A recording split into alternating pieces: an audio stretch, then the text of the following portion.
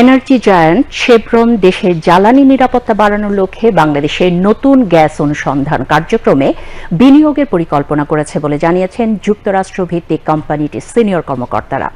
শেভরনের কর্মকর্তারা বলেছেন, তারা আনন্দিত যে বিগত শেখ হাসিনা সরকার গত 2 বছরে কোম্পানিটিকে অর্থ প্রদান বন্ধ করার পর অন্তর্বর্তী সরকার কয়েক মিলিয়ন ডলারের বকেয়া পরিশোধ শুরু করেছে।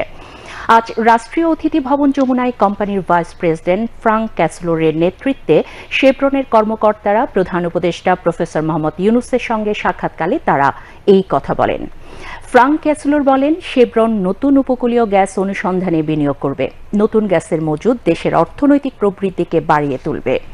প্রধান উপদেষ্টা প্রফেসর মোহাম্মদ ইউনুস নতুন গ্যাসের মজুদ অনুসন্ধানে শেভরনের উদ্যোগকে স্বাগত জানিয়ে বলেন, অন্তর্বর্তী সরকার অর্থনৈতিক কার্যক্রম বৃদ্ধির লক্ষ্যে স্থানীয় কোম্পানিগুলোতে গ্যাস সরবরাহ বাড়ানোর পরিকল্পনা করেছে। বৈঠকে প্রধান উপদেষ্টার বিশেষ দূত লুৎফে সিদ্দিকী উপস্থিত ছিলেন।